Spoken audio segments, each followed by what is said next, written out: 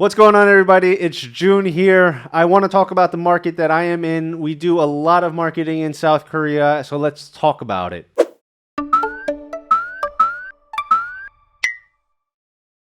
So in Asia, and probably a lot of other countries in the world, the digital landscape is very, very different. What works in terms of the platforms, the channels, where the audience is, and also the consumer behavior, very, very different. Now in Asia, Korea, China, Japan, all close by each other, Thailand, Malaysia, Indonesia, Vietnam, even Cambodia, Laos, Myanmar, all close by each other, but every country works so differently. It's also why my agency, which specialized in Korean marketing, now we do a little bit more than that, but we're able to grow because it's so different, so difficult. So even with these big companies and enterprises that have in-house marketing teams or have a contract with a very big marketing agency, global marketing agency, still needs to reach out to people like us because we specialize in a very particular market that works very differently by country, right? Even Korea, Japan, right next to each other. A lot of people in the West might think what works in Korea will work in Japan, but even the channel is completely different. So let's get into it. So I won't be going into every single channel in the Korean market. I won't even be able to go into all the details about the biggest channel in the Korean market, but I do want to walk you through one of the biggest search engines in South Korea. You cannot market in the Korean market without getting on this channel. What is that channel? I'm talking about Naver. Naver started in 1999 and grew to become the biggest search engine in South Korea. I believe at a certain point of time, it took up over 90% of the Korean search engine market. Today, that has dropped down to around 60%, depending on who you're getting that data from. Google. So where does Google lie? Because everyone wants to know this. Google takes up around 60% of the market share. They have grown quite considerably. And there's one more search engine hanging on there by a thread, Daum. Daum takes up around 10%, I believe under 10% today. And Daum, however, may take up the smallest market share in terms of the search engine, but it's been acquired by Kakao Group. And if you don't know what Kakao is, Kakao Talk is the messenger app of choice in South Korea, and a whopping 70% of the entire South Korean population have downloaded this app. So if you want to run display ads on that network, it is a great way to penetrate the market. Anyway, going back to Naver, I want to talk about Naver briefly and then walk you through the user experience because it's very different from what you're used to if you're searching on Google. For Naver, one of the key things to know about the Korean market and maybe some neighboring Asian markets and maybe even European, I don't know those markets too well, but for Naver and the Korean market, or Naver, the platform itself, very closed ecosystem. And we're going to go into what that exactly means in a second, but they keep everything on Naver. So let's take a look at what the search engine page looks like, what are the differences between Google and Naver, and how you can utilize Naver as a search engine for one of your marketing channels. And you cannot skip Naver if you're trying to enter the Korean market, especially if you're in B2C. We've noticed, or I've noticed over the last several years, B2B, and don't quote me on this because it really depends on the industry, the sector, or the niche that you're in, but B2B seems to do better on Google generally compared to Naver. However, the suggestion I always give is do not skip one of them or do not only pick one channel because Koreans, as I said, Naver takes up 60% of the search engine market. Anyway, before I keep rambling on, let's go take a look at Naver. Get ready for this. So here we are on the Naver search engine. I'm going to increase the size of the screen because you can see there's quite a bit of margin. So let's get that nice and big. Here we go. So what's the difference between Google and Naver? Naver wants you to go blind with a lot of stuff. I don't know. I think Koreans just like to have a lot of information on the page. So you see a bar up here for Whale, Naver Whale. This is their own version of a browser. I've never used it. As much as I am marketing on Naver and Korean platforms, I'm not a fan. So we're going to X that out. But if you do use Naver or you're in the Korean ecosystem often, I believe they probably optimize it for your experience. So we're looking at the Naver search engine page. We have the login over here. We have all of these little different menus over here. We'll go through some of them. We won't go through all of them. And the green ones are obviously branded to theirs. So let's just go through it right now. We have Naver Mail, kind of like Gmail, I guess. Naver Cafes, Naver Blogs, Naver Jisik-in, which is kind of like Quora, Naver Shopping Live, Naver Pay, and Naver TV. And we'll go through all of these, I guess. We'll go through all of these. We have a big banner up here. This is a display ad. Display ads on the front page of Naver. These guys have money because it costs 5 figures per hour, depending on what day and what time of day you are running these ads. You can log in over here and we have some news. This news panel here can be personalized to you depending on which news channels you like, and a lot more stuff on the front page. A lot of stuff, and you'll see the ones that are ads because they're marked with an ad. But anyway, let's go straight into the SERP because I don't want to keep looking at this. What do I want to search for? So the SERP starts to change, right? So I'm going to search for Nike in English. So this is what the SERP is looking like today. The front page, we have a breakdown up here. This is the overview. We have view, collection of blogs. This is relatively new. I think it's about a year or so old. It used to be broken down by blog. Now the view has posts, blogs, and cafes. Naver Cafes is their own version of like a social media community or a collection of communities. I don't want to compare it to Reddit, but I think a lot of people do. It's similar to Reddit because there's multiple different types of cafes or Reddits for every single thing that you can think of. Moms in a certain part of Seoul, moms in Busan, semiconductor manufacturing factory workers, to motorcycle riders, Harley lovers, you name it, there's probably a cafe for it.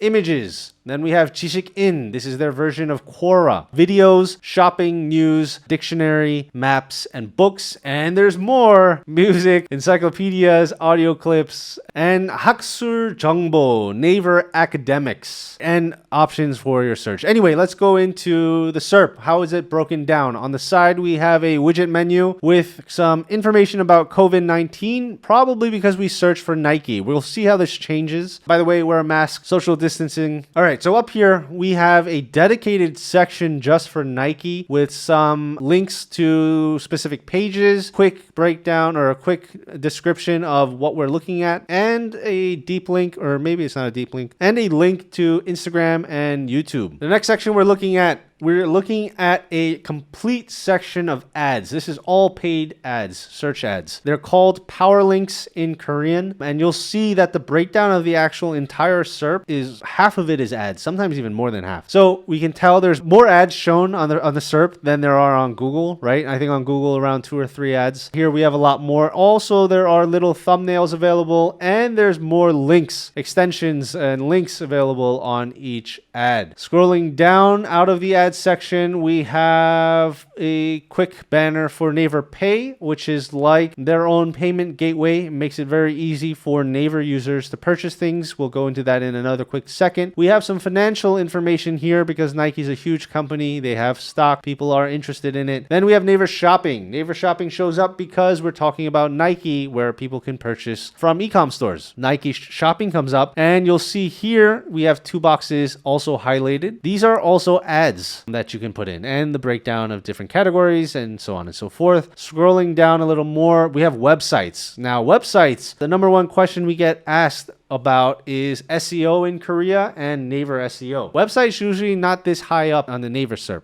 So we have websites here. Scrolling down, we have music. Somebody sang a song about Nike, or it happens to be the same name. We have places or maps, right? Places. They call it Naver Place. Scrolling down more, we have images. We have company information, and we have more ads. Surprise. More ads. These are called biz sites. This section is called biz sites. Now I'm going to scroll out and let's see how much of this page. Anyway, the point I wanted to make was that a bulk of the page is considered paid media. Now let's do another search for something. I'm going to look for cameras, right?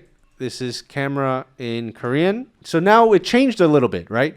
On the side, we have here another widget Basically what it translates to is popular search terms or relevant to cameras and camcorder, camera equipment. And it shows you some searches. Let's see if they give us more information. They give us more choices to purchase directly from relevant search terms. Another section for COVID, again, stay safe, wear a mask, and power links, more power links. First section that shows up, right? Before we had that branded section for Nike, there's brand zone ads. So you have a dedicated section of your brand with thumbnail, more call out extensions or different links to different parts of your site and descriptions and so on. Those cost more. These power links are like search ads on Google. Scrolling down, we see Naver shopping up front, right? Because most likely if you're searching for camera, maybe you want to buy one. And then we have the view, which we didn't see on the Nike search term. So one of the points I want to make is that the SERP, the structure of the SERP and what is shown on the SERP is different for every keyword that you search for, right? And the view, it consists of Naver blogs, so blog posts, and Naver Cafe. Now with the blog posts, also this is what we generally refer to when we talk about Naver SEO. So you want to build out a Naver blog. And again, surprise, you're not going to see WordPress blogs here. You're not going to see Wix blogs here. It is possible to get it in the directory, but most of these, or 99.9% of these posts that show up in the view section will be on the Naver CMS. They want you in the ecosystem, in their ecosystem. So you need to create a Naver brand blog, and you can do that from the homepage by creating a Naver account. Can you create an account from overseas or as a foreigner? Yes, you can, and build it out there. General SEO practices. The Naver algorithm is not as advanced as, or nowhere near where Google is today.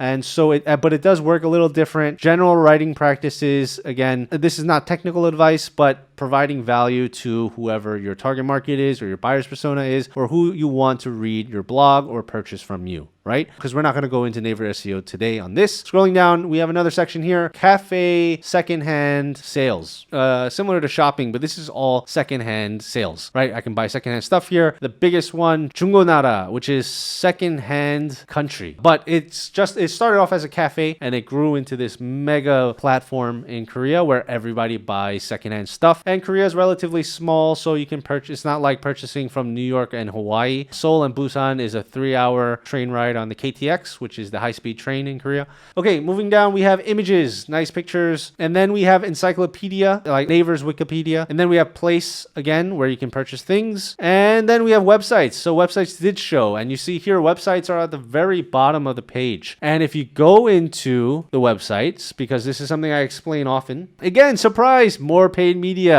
more power links. In this section, the website section, you'll see that the sites that are shown are not very relevant, or sometimes they are, but meta descriptions that you see are not like what you see on Google. This is just keyword stuffing, and you'll see this often. So is it worth focusing the time to try and learn how the Naver algorithm works for website SEO? In my opinion, no, it's not worth the time, because you're going to be competing against either mega giants like Gmarket, Coupang, these are e-com platforms like Amazon, and a Wikipedia page, and people that stuff keywords. And if you're doing it on your regular website that you're trying to rank on Google as well, and you start stuffing keywords like this, you're going to lose rank on Google. Do you want to sacrifice your Google ranking to get ranked on Naver websites, which is a section that is rarely shown on the SERP, or if it is shown, it's shown at the very bottom. So let me scroll out on that. At the very bottom of the SERP. This is the top.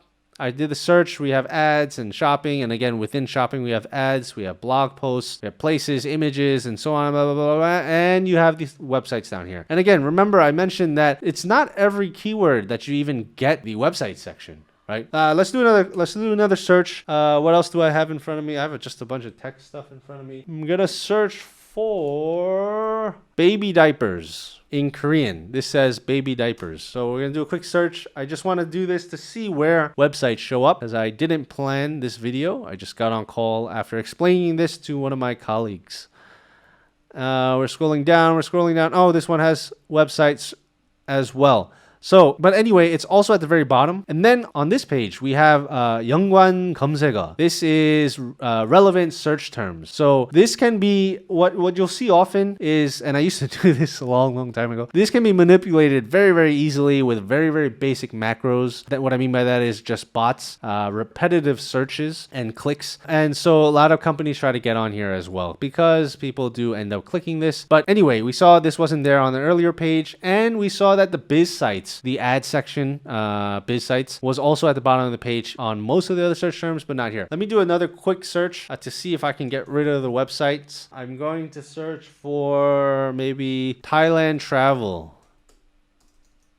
And I bet you the COVID widget will show up. Yeah, because we have to be careful. And we have power links. We have, and we have some information about Thailand, flights, and some reading, so books, some tips, and also travel. We have views. I'm going to scroll down a little more. Oh, and this time we have news, right? News, but we have the news section. We have Quora, the Korean or the Naver's Quora, 지식인, about people asking questions, giving answers. We have images. We have the encyclopedia about Thailand. And then we have biz sites, the ads again. And then we have websites. So I guess the websites do keep coming up. There are search terms where the websites do not, they get removed completely. I just can't remember some of the search terms off the top of my head.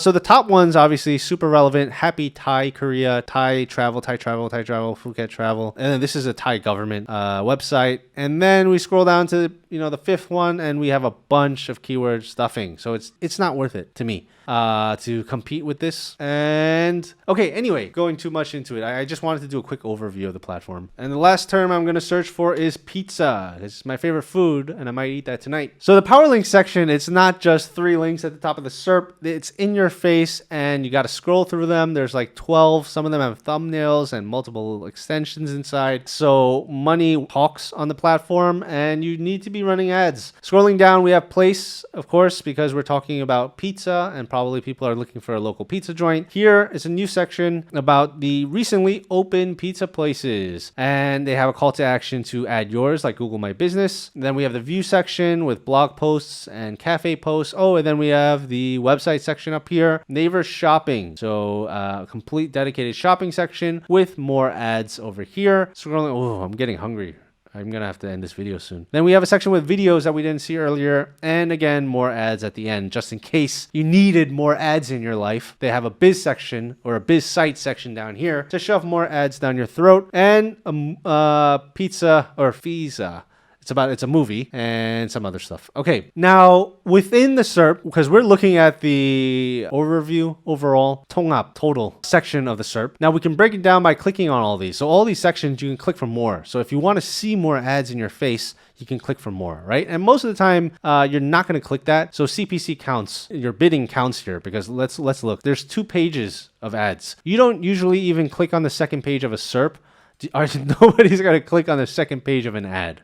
Right? So that is a factor to consider when you're running power ads or power links. So each section you can click on for more information, right? Up here as well, you can click on each category of that SERP. We have images, maps, view, and so on and so forth. Let's click on view to see what it looks like. We're looking now at blogs and cafe posts that are ranked for this keyword. And another thing to note is that influencers. So back in the day, I think they called them power blogs. These are, highly influential blogs with a lot of traffic, optimized well to the algorithm. Now they get a tag called influencer. So these guys or these bloggers are tagged with the name influencer. If you want to see what a blog looks like, it's a kickback to the 90s. If you guys remember Zanga and stuff like that. They're still on this kind of, let me zoom in a little bit. But yeah, I make fun of it. Oh, and this person's getting 3,000 clicks, views per day, 4,000, 6,000 on the 23rd, views to the blog per day, not to the post. And this is what the Naver blog CMS looks like. This is what a Naver blog post looks like. And you'll see it's picture, text, picture, text, picture, text. This is what works for the ranking on Naver. And what you'll also see is, in general, is that the blog posts are very short. And I don't know if if you're watching this, you probably can't read Korean, but it's very casual. It's conversational. It's like, oh, I went here, I had this, ha ha ha ha ha. Right? There aren't many technical blog posts in Korea on Naver, right? Whereas in English or in many other languages on Google, there are highly niche down blogs that are technical in nature and in writing, very, very informative, informational. Naver, not so much the case. So that is what the Naver blog CMS looks like. Let's go to their blog. Yeah, so what I wanted to say was that as much as I'm not a fan of the UI UX of Naver blogs, it is a fact that if you want to get ranked on the page, because every SERP results that we saw that the view section was most likely to be higher on the SERP versus the website section. And I wasn't able to find an example for this video, but the website section sometimes, depending on the keyword, isn't even shown on the SERP, right? So Naver blogs are important, and also the tone or the type of writing. I mean, we're looking at pizza right now, but in general, you'll find that there aren't too many super highly niche down blogs, and you'll find that the type of writing is very, very casual and conversational. So I wanted to make that a point. It's all these things I bring up all the time. Images, Quora, videos, shopping. With shopping, we have all these filters in place. Oh, I searched for CRM solution. Let's search for hiking shoes in the shopping section. So we have all these categories, brands, keywords. We have, it's a lot of in your face, right? You get a lot of selections here. And then we can look through and filter through what we're looking for. And again, you'll see the colors over here a little bit different. Again, these are ads, right? And if we scroll down, there's more ads. So the point I'm trying to get at is on Naver. Money talks. You want to be spending money on Naver, and a lot of people use it. 60% of the search engine market. Naver News as well. So I'm going to cut myself off for this video because I just wanted to give a general overview of how the Naver search engine and the Naver SERP looks very, very different from Google, and the general appearance, the audience, the UX, the user experience on Naver versus Google. But don't forget, Google still takes up 30% of the market. But it does differentiate the type of audience or the customer on Naver, probably a little bit different from somebody on Google. Do they overlap? Yes, absolutely. But I've noticed over time that B2B tends to do a little bit better on Google in terms of paid media, search advertising versus on Naver. So I wanted to make that a point. And some of these other things I said I was going to go into. Naver Mail, also there's ads there. Naver Cafe, this is like, let's click it. There's a Naver Cafe for everything. I want to take a look at, we saw blogs, we saw the Quora, shopping live, also a new one, and Naver selective. Oh, is this selective? Anyway, so there's new features coming up. Naver live, kind of like Shopee Live and the whole video wave with TikTok and many other channels. And with Naver selective, it's where influencers can show off products that they're wearing and people can purchase from or by clicking on that, kind of like Instagram, where you can tag the products in the photo. I don't know this platform too well because I don't really use it. And Naver TV, again, kind of like YouTube. A lot of people do actually use Naver TV though. And also you can run display ads on this section. You can run display ads on the news section within different parts of so the news section is over here, different parts of the news. You can run, we talked about the homepage ads. There's more ads here, a lot of ads everywhere. Can't get away from them on, I guess, on any channel, anywhere online now. So that's a quick overview of Naver. I'm going to close the Naver screen. Woo! We're going to need to clear my eyes a little bit from all those distractions on the page. I don't know how anybody navigates that. But the top questions that I get when we talk about marketing in Korea or Naver specifically, we talk about Naver versus Google. That question I get asked a lot. And then we saw on Naver that there's a lot of placements, right? There's a lot of advertising there. We have the power links that take up, 12 sections of the 12 links on the very beginning of every single keyword. We had and multiple pages, right? If you ever wanted to look at more ads, you can click on more. Then we had the biz sites section at the footer at the end of the SERP on most keywords. And then with almost every section, there are additional ads, right? If you look at the shopping section, there's more ads there. And if you go into other parts of Naver, so Webtoons,